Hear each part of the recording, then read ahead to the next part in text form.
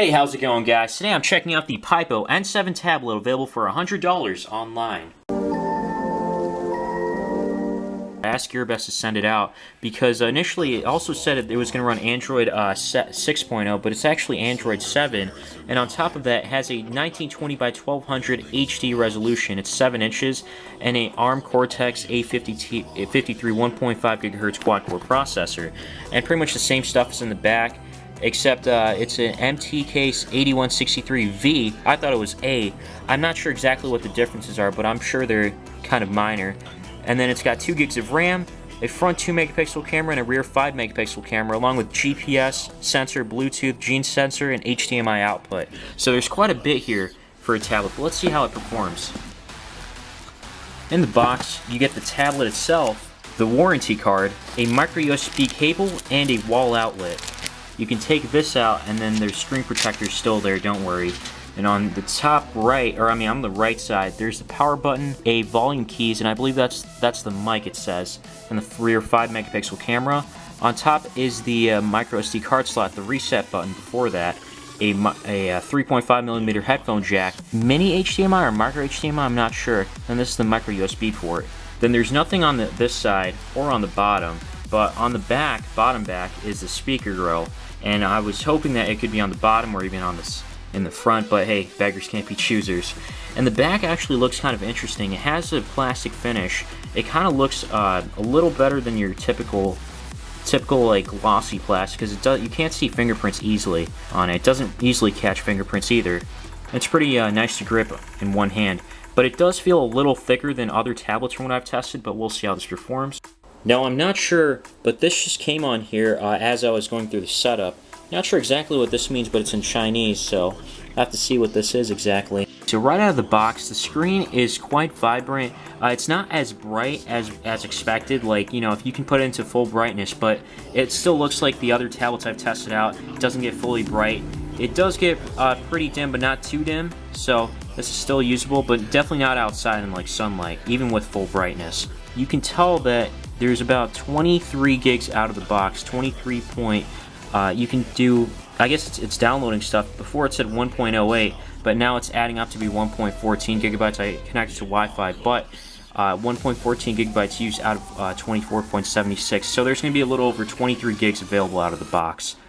So that's not bad at all, that's pretty nice. And there's a micro SD card to, if you want to put it in. And what's funny is that I did say that it had Android 7, but in fact there's actually Android 6 on here, so that's definitely an error on their part. That's kind of funny, but I mean, either way, I don't mind Android 6. I've tested a few tablets with Android 7, and so far they haven't run as well as I wanted them to be, or as expected, but nonetheless, I'm hoping to see a good one. But either way, Android 6, you won't be too disappointed with it. The only major thing I can notice off the bat is that it won't have the multi-screen function, most likely, and it doesn't seem like it does. Refurbished monitors. I'm talking about. So video quality is pretty good on here. I don't notice any problems. Of course, it's 1080p. You can watch videos in, and it doesn't stutter or anything like that. One thing I did notice is that besides the bezels, there's little black bars, so the video isn't fully covered on the screen.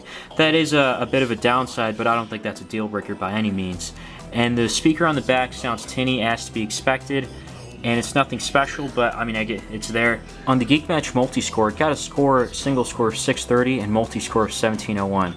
Now this sounds really low because it's like the LG Nexus 5 is 859, but it does come near close with the multi-score. And to give a little bit of a comparison, the Untitled H8 I reviewed a little while ago had a lower score. Of course, it costs a little less, but so this scored a little bit above that, because that score was 486 and 1313 respectively. And so on the Antutu Benchmark, it gets a score of 32,000, and that's actually decent too. If you go into my device, it shows that it has the MT8163 processor with a Meli T720 GPU. Now the front camera came out pretty well. Now you can read Canon Power Shot, and then ELPH100HS gets a little bit blurry, but nonetheless for a front camera, I think it's more than acceptable, more than tolerable from what we've seen in the past. To me, the shot looks like it's coming out blurry, and that's exactly what it is. You have to have your hand to be still for it to come out well, otherwise it's going to look blurry. I took a few other ones, and it's still a little hard to read, so that's not a good sign. So I took a shot from the outside view, and it came out decently. Now, it's certainly actually not a good rear camera compared to some other ones I've tested, but a lot of them are similar. It's very grainy, but nonetheless, it's there. The first game we're checking out here is Jetpack Joyride. And of course, you know, some people might think that, hey, it's running a MTK8163 quad-core processor and a Mali T720 GPU. But one thing you have to remember is that this is powering with a 1920 by 1200 resolution screen. Usually the screens are 1280 by 800, so it's pushing more pixels. And overall, it's handling it relatively well. Now, I'm noticing like very slight frame drops. It's very slight. It might not hinder your performance, or you might not notice it, but it's definitely still playable.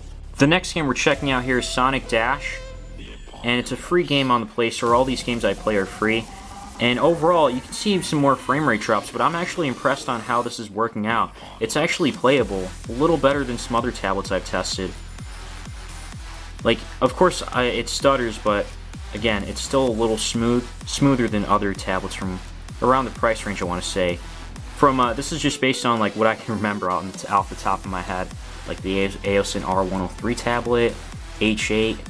The final game I'm checking out here is Injustice: Gods Among Us. Now, this is a slightly older game from Injustice 2, but you can tell that it's definitely not as smooth. But maybe it's playable for some people, but it just seems like I can tell that it's not smooth in frame rate. I think you can tell in the video too. But either way, I guess it's impressive that it's able to load this up and play it. Overall, I'm impressed with what this tablet has to offer. With 1920 by 1200 resolution, games are still playable. They're not limited. Like, I think it was the Aldi Mall tablet that had a similar resolution, but it was really slow. But yeah, it's not bad for what you pay for it. At the time of this video, it's about $100, I want to say.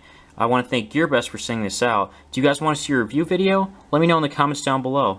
Leave a like if you found this video helpful, and subscribe if you want to see more.